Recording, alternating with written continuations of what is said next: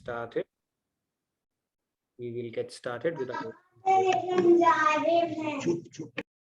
Let me share my screen and we'll get started with our opening prayers. So very warm welcome. Happy Friday. Happy Friday. Happy Saturday. If you're in India, let me share my screen and then we will get started.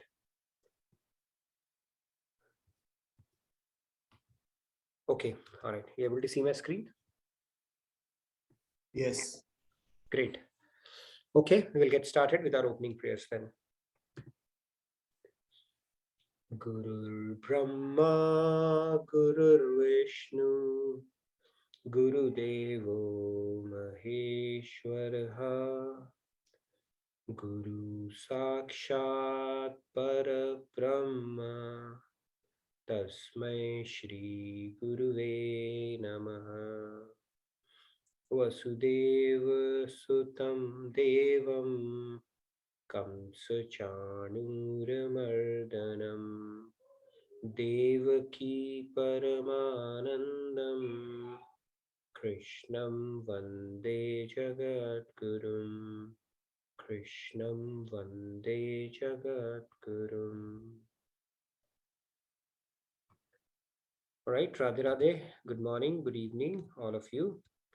A very warm welcome to today's edition of Daily Wisdom from Bhagavad Gita. So yesterday we started off on a very, very important topic, Guru, and we spoke about the concept of a mentor. Right? So we'll do a quick recap and today we will get into, so we covered why do we need a guru, that aspect we covered. And today we are going to cover the other aspects. Who's a true guru? We'll try to go into that. And how do we find a guru? We'll see how far we can cover that. It's a pretty in-depth topic. And then next week we'll continue this discussion, Guru Mantra and other things associated with it. So let's quickly do the shloka. Today we'll not do the recitation because we have a hard stop at 10 and there's a bit of a theory we want to go through today. So I'll quickly recite the shloka and we'll get started. Tad vidhi pranipatena Pariprashnena sevaya Upadekshanti te jnanam Jnaninastatvadarshinaha.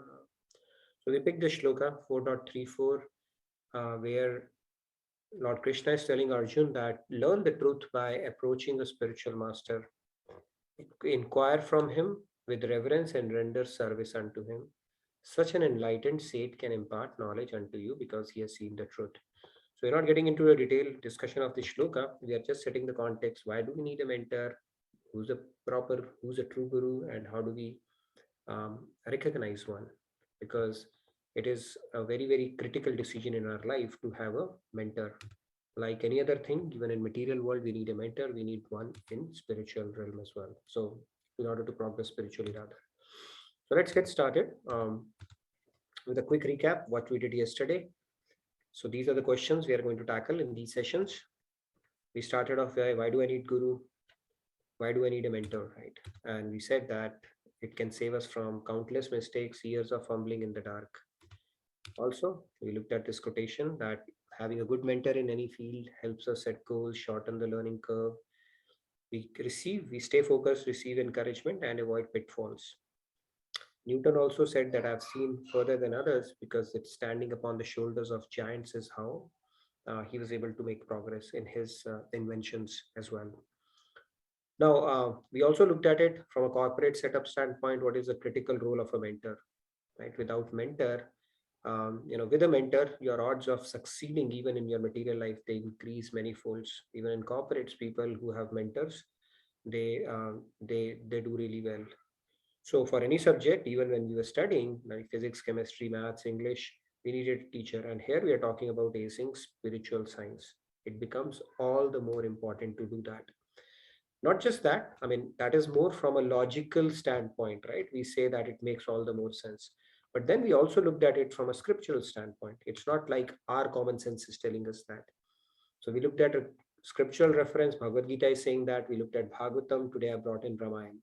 Ramayana says Guru binu bhav nidhi tarai na koi, jaun beranchi sankara samahoi. Not even the most elevated of spiritual aspirants can cross over the material ocean without the grace of the Guru. And it directly tackles the question where people say, why do I need Guru? I have direct contact with God. Okay, God is my Guru, or I am my own Guru. A lot of people say that. So that is something which is born out of ignorance more than anything else. This is a journey which without a Guru cannot be completed. You cannot do that. You can take a lot of lifetimes until you will come to a conclusion that I needed a Guru.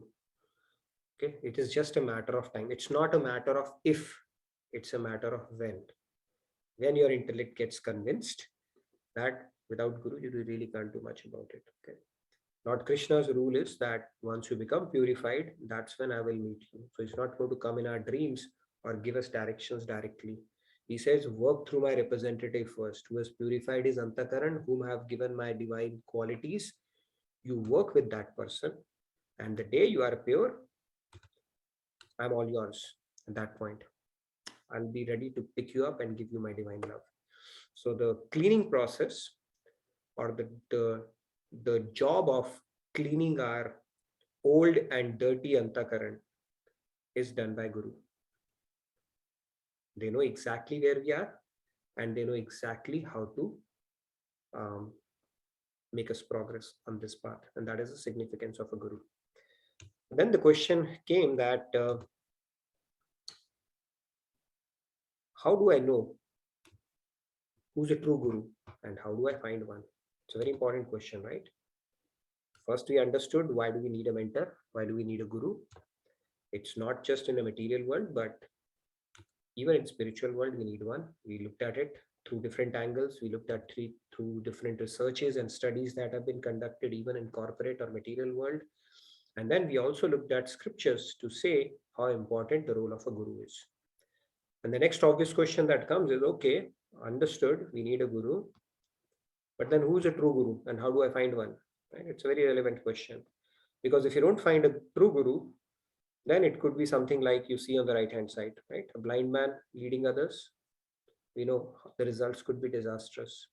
Or if we don't understand the principle of how to approach a guru, then we could fall into the trap of the picture that you see on the left hand side.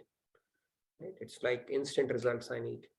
Give me, I just need that. So guru, just make it happen. I have only so much time. Anyways, let's get started into the theory and the philosophy around it. Now, why do we need a guru, right? You may say that all this theory is fine. If I have to read physics, chemistry, biology, I need a tutor and understood. And if I have to read spiritual science, I would need a guru, understood. But then why do I need to read spiritual science? I'm happy the way I am. So that is also a valid argument, right? But the point here is your happy is an hallucination basically, or an illusion your mind has created. Okay. The Panch Kleshas, what our scriptures tell us, nobody is immune to unless you have become a saint. So these five gentlemen you see, they make us dance to their tunes. Okay, all of them play a music, and we see simply keep dancing to the music that they play. And the first one, the most important one, is avidya, ignorance. That's where it starts. This is the first clash, because of our impure intellect, and the understanding that we are a body. So this all starts from ignorance, and it keeps on getting compounded. Right? When we just we don't understand things as they are, we look at things as they seem. Now the first cardinal sin has already happened, or the mistake has happened. Now everything that you do will be riddled with more mistakes. Then asmita, I amness, we don't understand who we are. We have a false projection of our self-image and who we are. The third one is the rag, the attachment, the things that give us sensory gratification, because we think ourselves as a body. So the logical extension of this body is our relatives and everybody whom we start thinking are going to give me um, happiness, and we end up getting attached to them. And the next one is The dvesh, repulsion, the hankering and aversion, that is what our mind does. Mind's job is to do that. I like this, I don't like this. I want this, I don't want this. I would like to see this, I would not like to see this. Rag, dvesh, we fall into that trap. And last but not the least is the will to live, abhinivesh, right? That we think that we will indeed die and death is deeply buried in our consciousness because we don't understand we are going to outlive this body. We think our existence is going to end as soon as this gross body ends. So, anyways, these are the panchaklesh that we have a problem with. Can anybody raise their hand and say, no, I don't have one of these? Nobody can, right? Scriptures just tell us. You don't know it, let me tell you. Like it's like Steve Jobs. I know what you need, okay, and I can tell you what you're thinking. So that is what our scriptures are kind of. They are telling you, let get to understand yourself. So these panchakleshas, if you have to get over that, so this is just panchakleshas. There are tridosh, there are tritaps, and adi bhautik, adi dhaitik, adhyatmik. They are, the doshas and all that stuff is there in the material world. In order for us to transcend that, we need. If we think we are happy in this jail, then um, God said, take your time. I'm in no hurry. Right? We are anyway happy, so that is why we keep on repeating here. So this is why we need a guru. Now let's get into the theory behind how do I know one. And like I said, ignorance is the cause of all the miseries. Adhyatma Ramayana says that ignorance, ignorance, and ignorance, and that is what we are trying to remove through our understanding.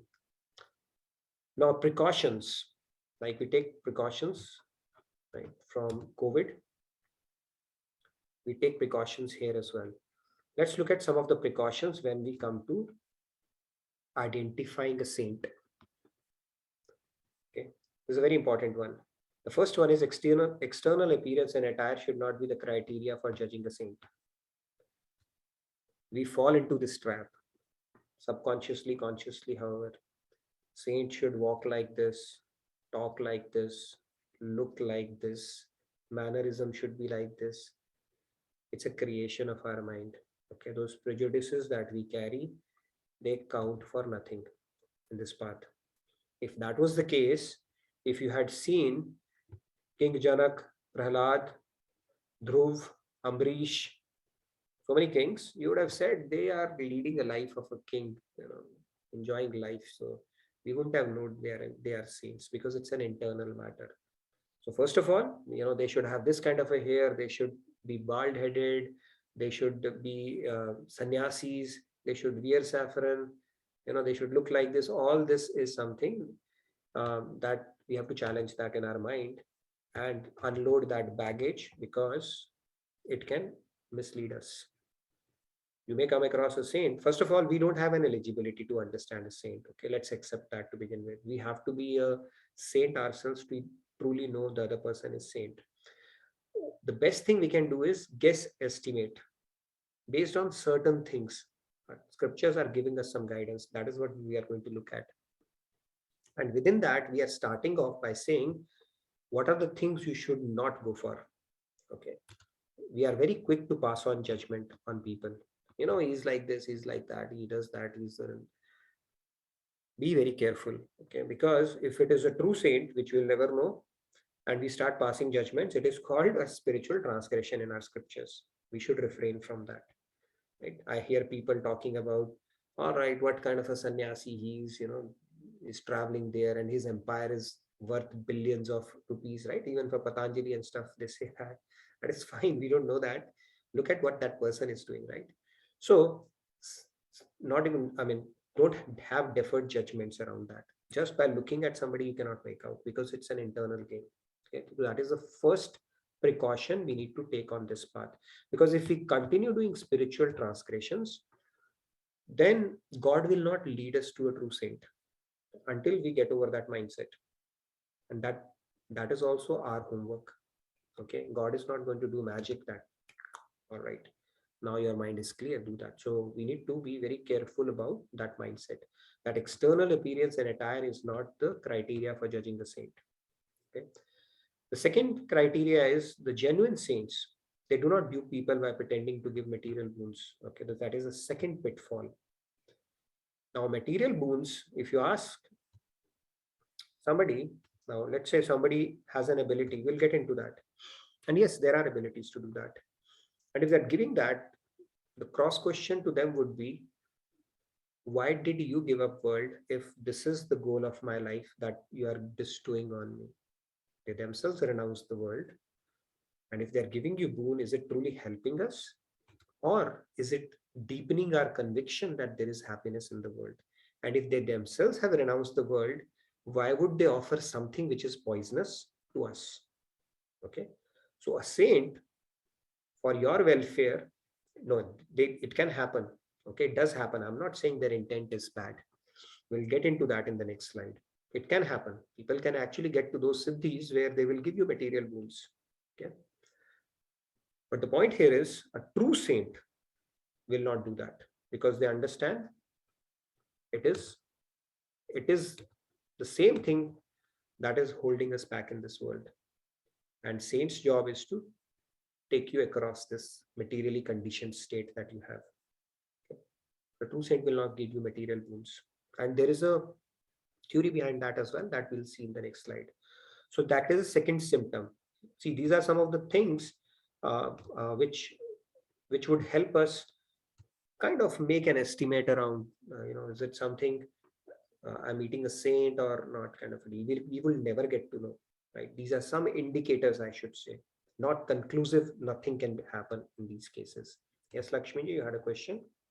Yeah, Radhe Radhe. You were telling that if we go to a saint for some material boon only, Mhm. if he advised to say some changes in the house that will bring all, that will conclude, I mean, that will reduce your problems and all. So if we are going for that boon to have a peaceful life, is that is also a wrong thing? I'll get to that next slide. Oh, Very okay, valid point. Radhe. That's where the world is stuck, right? We'll get into that. Next slide, Oh, I'm going to talk about that. Yes, that's where we go, and we'll see the pros and cons of it. Both of it we'll discuss. All right. The point here we are discussing is true saint. True means who knows.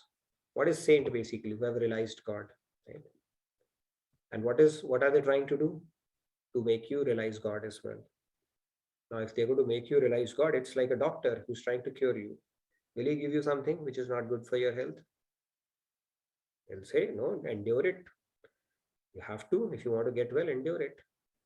That is how saints will operate typically in this kind of a situation. Now, the third one is they don't try to win over people by performing miracles. That's the third one. Maharaji very clearly used to say, Chamatkar ko namaskar. If that was the case, Krishna would have done it throughout his avatar, right? Let me show you this, that, then impress you, and you're done. Bhakti, they say, kamna rahitam, guna rahitam. You don't, then what would have happened is he would have said namaskar to his chamatkars, not to the person himself. We can't love that, right? Why do people salute chief ministers and prime ministers and everybody? Do they love the person? No, they are respecting that post.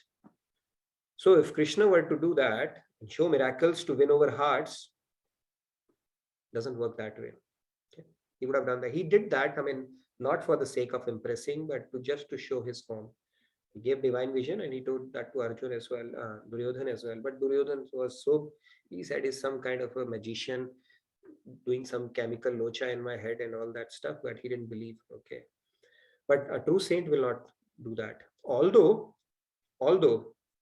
those Aishwarya Shakti, they do manifest. People who are in close proximity to them, they will see those miracles from time to time because it's part of it, right? Their personality. They have, see, these people, it's not like they cannot do it. They have all the siddhis that you can think of, but they will never make a public show of it. Okay, because that's not the idea. The idea is to work on the soul where they understand the principles, not get impressed or by those kind of things. But they do manifest from time to time. People who are in close proximity will have enough stories, which happens, right? If Maharaji, people who are close associate to him, they tell stories at times, the kind of things, right? One of the things that goes is wherever he put his feet, right?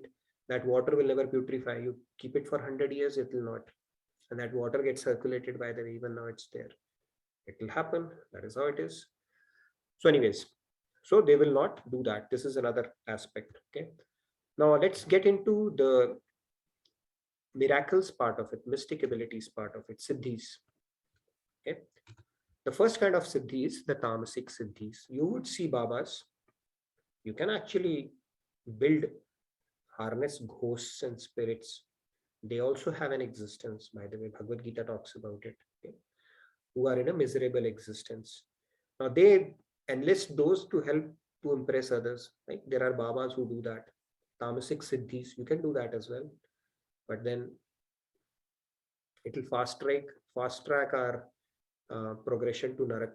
Okay? That's what it is. Tamasic siddhis. But it can happen. Okay.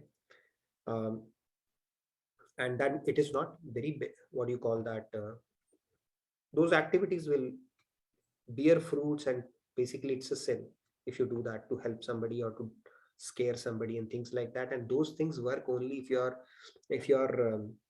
prarabdha is bad, and your willpower is weak, and those kind of things can happen, but you are incurring a huge sin if you get into those kind of things. So those are called tamasic siddhis. Then you have rajasic siddhis. People have rajasic siddhis also, where they can improve somebody's health. Like that is what you are asking, Lakshmi ji, right? Somebody's health, business, that benefit is temporary because ultimately the law of karma prevails.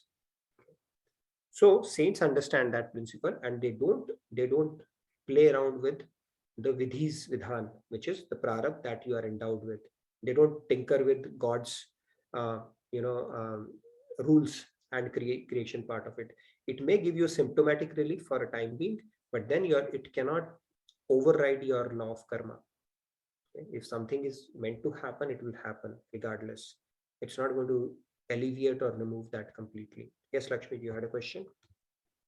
Same thing. Yeah, when I went to a guru, a priest or someone, so he said the same thing. It will not remove, it is your karma you have to bear, but to progress in your life with a peaceful mind, it just reduces the intensity, but not nullify it. So we have to follow that, the remedy, or should we think that this is karma we have to go through? I don't know if it truly, I mean, I don't have that algorithm, or maybe I can ask Swamiji on that, whether it actually helps reduce those negative energies to an extent that it can change the shape of your thought process or your life. I don't think it has that ability. Okay. Part of it might be Because, psychological. yeah, Mhm.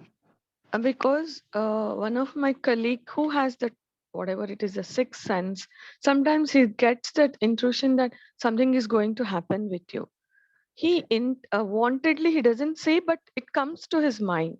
Mhm. So he said, in a couple of days you will meet with an accident. Okay. Yeah. Then I said, how can you say that? It just comes like that. He's a spiritual person by actually, but he doesn't practice all that thing like telling and getting money on that. Mhm. So then I was little cautious because my mind, it is introduced into my mind. Then I had an accident, but as I was little cautious and driving slowly, carefully, but it was not a major one. So what he says is, I get that, what I say, that stimulus to say that, so that you'll escape from a major thing, but you do have that, you will get that, or you will face that, but the intensity will come down when I say. So that's how he used to tell me. I don't know about that, whether intensity will come down, because it's like playing with your prarabdha, right? You may be Okay. you may be delaying it or not, but whatever is written in your prarabdha will never definitely happen, and that Yeah, is the what. same thing he says. Yeah. You Will it correct reduce the it or not? things. Will it Yeah, reduce it it? will not nullify, it will not be zero, but it reduces the intensity, he says. So Okay. so that word I want to clear. Okay. I don't know the what. Okay. I don't have enough knowledge to talk about that. Swamiji simply says prarabdha, we cannot, the law of karma eventually prevails. Okay. Now, whether Okay. it's the placebo effect where we think, okay, the intensity has reduced, or it could Mhm. actually do that, is something I don't know. But true saints, it is said they even fight with your sanskars. Okay. So Okay. if something bad is going to happen, they have the ability to do that, take on those prarabdha on themselves at times. And there are multiple Okay. ways they can do that, but they are true saints, but they are doing it only when you are progressing on the path of devotion, not for gain. Oh, general Just like welfare that. over material welfare. Yeah, that Okay, okay. Guru says he's actually doing your seva. We think we are doing Mm. Guru, they are doing that. And there is a Suraksha Chakra. When you feel his presence, there is a safety net that is woven around you. That much Guru takes care of you when you follow his instructions and you are actually making a sincere effort to walk on the path of spirituality or develop love for God. It can happen. Oh, And then you have Sattvic Siddhis also, where somebody can, levitate thank on you. water and read mind. And these powers, can help, but then they don't give you the spiritual wealth as such. Right? So it's just like even if somebody is using those, it's not really leading us to the spiritual wealth. So Maharaji simply said that focus on it. Even knowing future, how will it help? And it can happen actually. People who do Kundalini and all that stuff, they start seeing, semblance of future, certain things will start happening with you, but that doesn't help you in the path of devotion as such. It can bring more ashanti or restlessness in your mind. So, and people even lose it. They become insane if they don't know how to harness these powers because they're still playing in the material world. It's not that they become spiritual. Okay? So these are the siddhis which are possible, and we need to guard against it. Okay, in the sense that a true saint will not get engaged in kind of siddhis to do anything of that sort. Instead, it is said the true siddhi, if you think about it, the real siddhi, this is the real siddhi. Okay, when you come in contact with this. So this is a guy, right? You see, and this is fire. Okay, so this guy is wearing t-shirt. So let's say it's winters. Now, when it comes in contact with the fire or it sees a fire, there is a proximity. It starts, the closer it gets, it starts feeling heat. That's an experience you get. You can't belie it, right? In winters, if you get closer to fire, you will feel the heat. And it is said that true saints, they are like fireballs of God consciousness. That is the most important indicator that you have to catch, rather than those siddhis, magics, welfare, material boons. They don't count for anything. Now, and it cannot happen when you associate with them, you do not feel a sense of detachment. Okay, not a complete one, but something, some vairagya you will experience and some anurag with God, attachment with God, they are able to fill your heart with. That is a sure shot indicator of a saint. And that is the transformational power or the pratyaksh praman of a saint. Okay. Now we have spoken about, so this is called Siddhi. What is the Siddhi? The ability to bring about a transformative effect in the other soul just by their association. The more your association is prolonged, the more your intensity is there, the better the benefits will start getting. Okay, that is how it goes. Just their presence, just their vibe will start bringing about the transformation. That is a sure shot sign of a saint.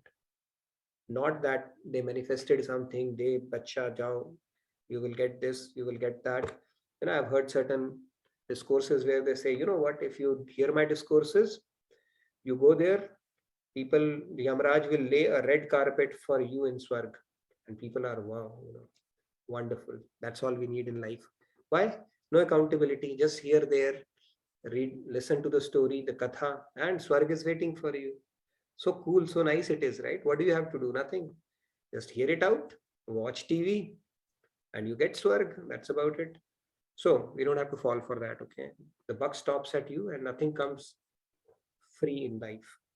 You pay the price for that. And in this case, God is saying you pay the price of working on yourself. He doesn't need anything from us. Just become better. Just become good. That's all. So we have to unlearn, we have to unload the baggage, we have to seed ourselves to the purification process. And God is saying, all right, anyway, He's saying that if you purify, if you become selfless, not only you will get my unlimited grace, but I will become enslaved to you. Okay. God is saying, I will become your slave. Right? To Hanuman, gopis, and all, God said, I am already, you know, there's nothing more I can give you. Okay. He's already their slave because of the selfless seva they have done for him. So God says, but I am eternally indebted to you. Now God is saying I'm eternally indebted to you. So you can just imagine, right? But the condition is we have to work on ourselves, and that purification would happen through a guru, God realized saint. Okay. Now, what we spoke about is some of the indicators that we should not pay attention to. Now, let's look at some of the indicators that we should pay attention to. Or not pay attention to means we should not factor in when we are looking at a saint. Now, let's look at the other aspect of it as well to see what are the other things that we should look for, or the indicators of a true saint. Okay, what we spoke just now are the things we should not factor in our analysis. Now the things we should factor in our analysis. Now here, Munduk Upanishad, I took another one where it is said to know God, approach spiritual master who is both well versed in knowledge of scriptures and also seated on the platform of God realization. Okay, both these conditions have to be met. Now you may come back and say, no, by the way, Kabir Das was illiterate, Dhanna Jat was, right? They were all illiterate. So how can you say that? Yes, they were illiterates, but it's not a one lifetime thing. And not everybody, uh, come with an express purpose of becoming a guru. They may just come, do their stuff and move off. But internally, they are very well versed with all the scriptures. They may not reveal it, but they are very well versed. If you look at Kabir Das verses, or Guru Nanak Dev or them, they were like fully up to speed on scriptural knowledge. It's just that they did not quote scriptures. They didn't have to. But the times we are in, it might be needed. So it really depends. Those saints, it's not a one lifetime journey. They've already reached that stage. They have that knowledge already with them. They may choose to reveal it or they may not, based on the purpose for which they have descended down in the times that they are in. So for us, for our benefit, we need somebody who's both. Why? Because they will be able to resolve our doubts, remediate our doubts, reconcile the apparent contradictions to our satisfaction. Otherwise, we will keep on doing kintu parantu for the rest of our lives. So, Shabdik Gyan, theoretical knowledge alone will not suffice because it will not pierce your heart. Realization, that person should have seen the truth himself. He should be a Tattvadarshi. He should have be God realized himself. Then he has an ability to make an impact on you and to take you across this Bhavasagar of Maya. That is what our scriptures are saying. So it has to be both.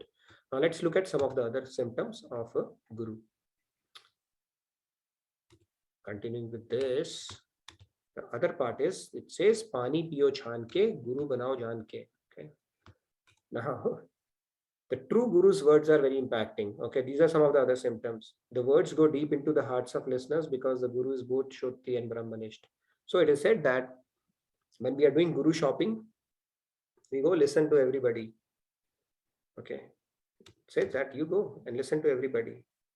Just sit and quietly listen with an open, receptive mind and a humility. Not like, okay, I'm going to catch them, saying something wrong and I'm going to prove that I know better.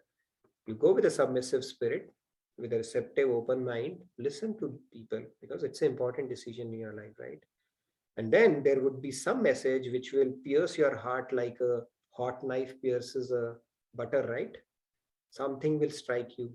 Then that is the kind of an indication your soul is screaming loud and clear. This is what for me, and you cannot miss that signal. Okay, that is one of the things. More importantly, it will make an impact because they are realized souls. And second is they are able to easily resolve your doubts and dispel your confusions. It's not like it's open-ended. Like in Gyan Yoga, if you go to a lot of people, everything they will say anirvachaniya, cannot be explained. Anything which can be bound in words is material, so it is anirvachaniya. Any question you ask, anirvachaniya. Any answer you ask, anirvachaniya. What is God, anirvachaniya. What happens after God, anirvachaniya. That is where the argument ends. Okay, so more questions than answers. But a well-versed, scripturally well-versed guru will be able to resolve all of your doubts to your satisfaction. No loose ends. Okay, from a theory standpoint. The third one is a true guru does not give his disciple material allurements. Again, coming back to the same concept. Material allurements is something which is keeping us here. And if you still go for that, right, because you don't trust God, that is why we go to, right, tell me what is written in my hand, on my face, what will happen in future, how can I do away with stone should I wear? Because we don't have trust in God. We don't have faith in God, right? We think with our hocus pocus stuff, we can beat that. We are going to beat our prarabdh, and we have a cheat sheet for God's plan for us. Okay, that basically reflects our lack of faith, nothing else. So if you look at the principle of surrender, we don't resort to these things as well. It's like, I will align in your will. It's not like, all right, whatever is your will, I will find a hack for it. That is not the principle of surrender. We are violating the principle of surrender when we try to go for these kind of things. Right? We don't have firm faith that God is our well-wisher. We don't have firm faith that He is our protector. That is when we will do these things, right? Give me some upay, right? We do a lot of upayas for everything. People who are mangliks, they will first, what do you call, marry a tree and say, okay, let the tree get killed and then I'll marry the other person. So, anyways, we don't go into all those things, okay? So, true guru will never engage you in material allurements, okay? If they do that, it's like giving you poison. They go by Siddhant, the principle of what is good for the soul. A nurse will not give milk to a baby if its stomach is hurting, because she knows very well if it gives, the stomach will get worse. Similarly, a true guru, when they have themselves rejected Maya and gone across it, and they understand this is the conditioned state is keeping us here, will not give you material allurements. It goes against the principle. So that is the third one. The fourth one is association with the true guru. We find naturally getting attached to God, like the fireball principle, like we spoke about. This will also happen. You will automatically feel attached to God. Some kind of a love will start blossoming in your heart, which you can say, okay, something special is happening. At least that seed will be sown. Only a true guru can do that. And it is said that Krishna Bhakti is so durlabh. What we are talking about, Brajras and Madhurya Bhav, you will not get to hear anybody. Only a Rasik saint can give you that, because he has realized it in that level. Okay, nobody else can give you. And some saints will simply say, we can only take you up to Vaikunt. We cannot talk about Brajras because we don't have that adhikarita for that. That is another thing. That love, that the seeds of love that get implanted in your heart, and the constant nourishment will happen when you start associating with a true saint. And last but not the least, strongest indication comes from God Himself. I said, God graces. Yesterday we said that Hari ki kripa se mile guruvar pyare, guru ki kripa se mile giridhar pyare. So that strong indication will come from God. He knows He's seated within us. He knows our sincerest, deepest desires. He'll lead you to somebody, and He will establish that faith also. That, okay, I know what you were seeking, for what reason, what you need. Now that you have met, that faith is pakka. If that is happening, that means God's grace is acting. It cannot happen so easily. Okay? We will keep on doubting for the rest of our life, and it can happen. I've seen enough cases around me to know that even if everything is favorable, things have happened, still their doubting never, some doubt will keep troubling them, and they are always in a waiting mode. Right? Swamiji says there are people who are saying, yeah, it makes sense what you say, but I'm still thinking. And after 5 years, if you ask them, they're still thinking. And some people are still waiting. Waiting for what? For situations to perfectly align them around themselves before they will take the leap, spiritual leap. Right? And he gives a very interesting, good example. He says it's just like somebody deciding to step out of their home only when all the traffic lights have turned green. That will never happen. You don't wait for the rain to go. You come out and dance in the rain, right? They say, and rough seas, they make skillful sailors, as opposed to thinking that only when the waves will calm down will I start my journey. Yes, Sandhya, you had a question? Actually, there is a question in the chat. I thought if I could once.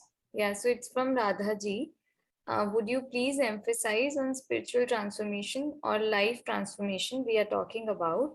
Like I have seen people who simply say kathas from the Bhagavad, and people listen to a story and feel kind of detachment, I think, with material world and or love for God due to the effect or sweetness of the story.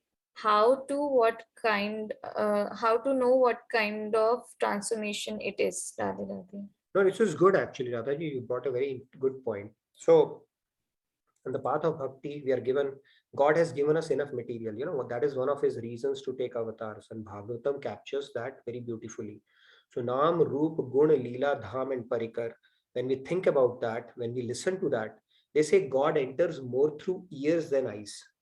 Okay, so when you listen to Katha with faith and devotion, like even Ramayan for that matter, it will have a purifying effect on you for sure. It will have, it says that our ears should always keep on devouring as much nectar of God's Katha as possible. So, yes, that is also bhakti devotion. Having said that, it is said that alongside that, we need to keep our Tattva Gyan foundation solid. There are people who are very sentimental, emotional. They fall in love with Guru. Okay, I love Krishna, I love Guru. Wow, what a wonderful story. Then tears will start rolling down their cheeks. So those sentiments are good. But then, if your knowledge is not strong, it is said that even in Mahabhav Bhakti, one can fall down. Why? If your sentiments vanish, your bad sanskars come, your motivation goes away, and tears stop coming out of your, then you will lose. Okay, you'll say, okay, now I don't love them anymore. It can happen. So Tattva Gyan is very important in that. That is why I said it's a combination of both sentimentality and the knowledge. Both have to go hand in hand. Finally, knowledge is not needed. It is only emotions in bhakti.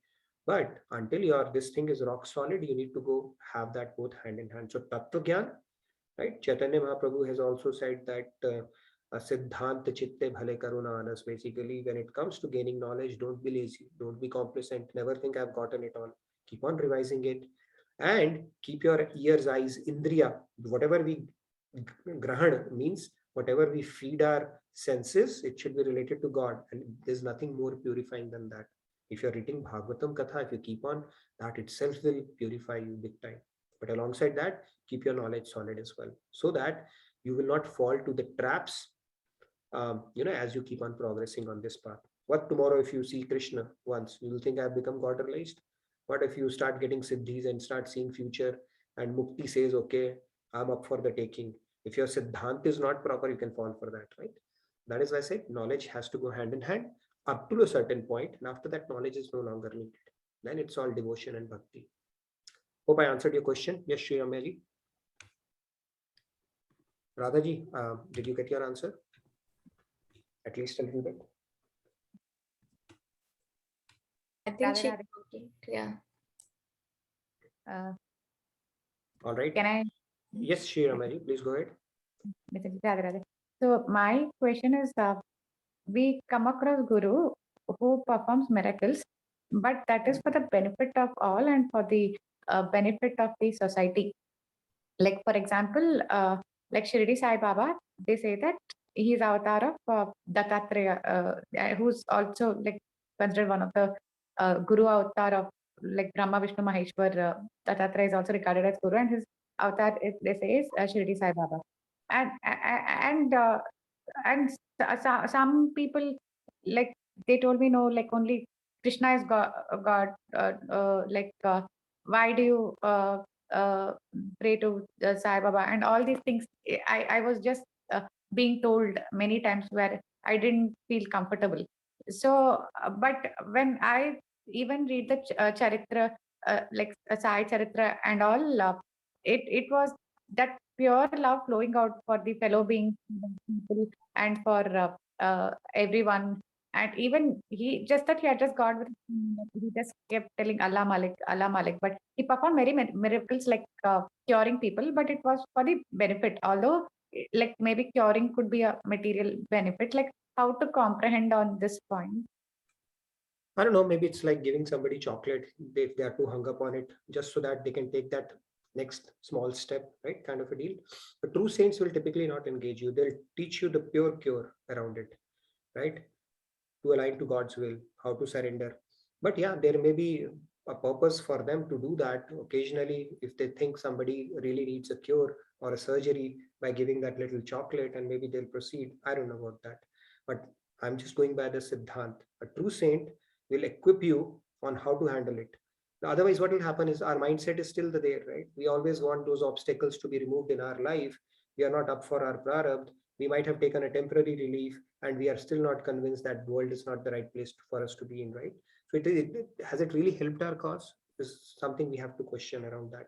I'm telling you, based on the Siddhants of Maharajji, very clearly, Swamiji has described these things as well. And they said that true saint who's actually wants your eternal welfare will not engage in any material boons. That's a principle, because material boons, it's counterintuitive, right? Those saints, they have rejected Maya, and then they are giving you Maya, right? Now, they may have a good reason for that. I'm not challenging that or questioning that. There may be. But then from an eternal welfare standpoint, it's the soul has to understand the larger principles as opposed to just playing in that realm only. Okay. That is how it goes. And there are people, like as we spoke about, right? Those three kinds of siddhis. Instead of transformation, you can go for any of these three when we spoke about these three. So I think it probably a play in Rajasic and Sattvic where you are helping others temporarily, but it is not truly contributing towards your spiritual growth. The true gain from a saint is spiritual growth. What did we gain spiritually? Let's say I was not well, and even Ramakrishna Paramahansa had a cancer. He didn't have to endure that, but he obeyed God's will. He said, it's the prarabdha I'm born with, I'll take that. And if we have that and we said, okay, give us a shortcut, please, what have we gained out of that? What if something again, every life we need a guru like that who can do miracle for us and take away that trouble for us? Or are we making a promise to Guru? If you make this time one, then I will make God as my priority and never again I'll ask for anything. Then will we stop? Just think about it logically. We'll never stop. Every lifetime we'll find some problem that we want a shortcut for and keep on, having that mindset in our life. Now let's do this upaya, Lord, let's do this puja. That just becomes our mindset lifetime after lifetime. So anyway, there's an important concept I've not spoken about as yet because we have limited time today. So what we spoke about today, now the question of course is, we spoke about these concepts, there's much more to. Is that all that we need to know when it comes to our quest for Guru and then light all around? Of course not. Okay. So we can continue with our questions. Last 5 minutes we want to spend on some announcements and I think parenting session. But let's continue on our discussion. We have about 10 minutes to discuss any questions that we have spoken about so far. Because this is a very important topic and I'm sure a lot of stereotypes would have gotten challenged as well around this concept. So let's have a quick discussion. Any questions? Yeah, we have some comments in the chat, Nitinji. So there is a question from Lakshmi ji, that what are all the signs in us when we meet a true Guru? Oh, wonderful. For that, you have to come to next week. That is the equation I have not spoken about as yet, right? What are the signs in us that would tell us? So we have spoken about a true Guru. Now we have to talk about true disciple as well. It has to be a mutual fit, right? It's not a one-way street. So we will talk about it in detail next session, about some of the signs, and it would basically tell us about ourselves and how quickly we can progress. So we'll talk about that. Like I said, when an iron comes in contact with a philosopher's stone, it turns into gold. But the condition is that they both need to come in contact. Right? First of all, it has to be a pure philosopher's stone, not a pirated copy. And then the iron also does not need to have any cover around it. That contact has to get established. So pure Guru and a good disciple, that combination will make for a perfect combo basically. And that is the concept we'll talk about next week. Also, we have not gone into the depth of the shloka as yet, right? How do we need to approach a Guru? Let's say we find one. We found all these symptoms, the checklist we have seen. Now our mind is saying, yeah, I think he's a saint. What next is what we are going to talk about next week. Yes. Rahulji. Manoranjanji, yeah, please go ahead. Yeah, Radhe Radhe, Namaskaram to all of you. Indeed, a nice discussion there. Loved the discussion, the formalities of how to find a Guru. So as Nitinji was also discussing about Sant Kabir and other spiritual persons. So actually, I didn't like the idea when it was discussed that they were illiterate. Obviously, they discussed about their past life also, but in this present life also, they are not illiterate actually. Okay, because if you see the definition of literacy, So they're actually they are bona fide qualified. They are bona fide and qualified to define the literacy. If you say about Sant Kabir also, if you say about Guru Nanak also, they were all qualified, all they're all literate. Okay. Now coming to the dohas of Kabir, Kabir has an ocean of knowledge regarding Guru and Guru Tat. So one doha I'll share with all of you to find out a true Guru. When we are discussing about a true Guru, it says, बंदे को तो बंधे मिले, छूटे कौन उपाय, कर सेवा निर्बंध की, पल में लेंगे छुड़ाए, कबीरा पल में लेंगे छुड़ाए. What about exactly it means that we come across persons, those who are actually bonded, those who are actually bonded by material needs. If you go to those type of persons, then there are very little chances that you yourself will be get liberated. So associate yourself with a person who is actually liberated. Actually, it was pre-qualified. Okay, the person who is liberated, immediately if you associate yourself with that kind of a person, immediately he will turn all your directions towards the liberation. So this is a very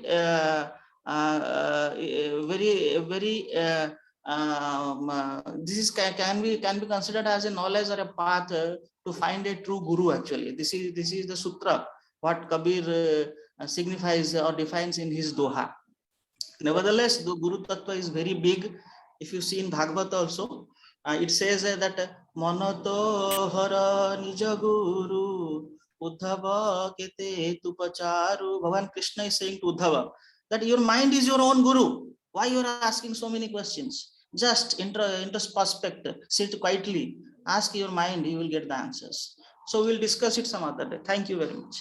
Thank you, Manoranjan ji. Thank you very much. Great perspectives. Beautiful quotation from Kabir ji. So yeah, that illiterate, we don't have to take it in a negative connotation. That is more a semantic, from a world standpoint. In fact, there was a scholar in his time, he told Kabir, you are not literate, right? And I am a Shaddarshi. I know the scriptures and everything. Still, people come to you and listen to you. So literary, it's not a negative connotation around that, okay, we are saying that they were bad. It's more from a semantic standpoint, right? From a worldly standpoint. They were not ones who sought degrees or got anything. They just had it in them because they were born saints, right? So that is not a criteria, is what we were trying to say. And Kabir said very beautifully, he said, Tum kaho, कागिज की लेखी मैं कहूँ निज आंखों देखी. That made all the difference. That is why people would come to him. That was the idea. And similarly, Guru Gobind Singh, he told in a very simplified language to people around so that they could understand that. But then the things that he said, they were so profound. He was Brahmagyani. He had the entire scriptural knowledge in him. But from a world standpoint, yes, they were not educated. They did not go for degrees or any certifications for that matter, right? That was the idea. So we don't have to take offense to that, I would say. Look at it in perspective, how we would put it.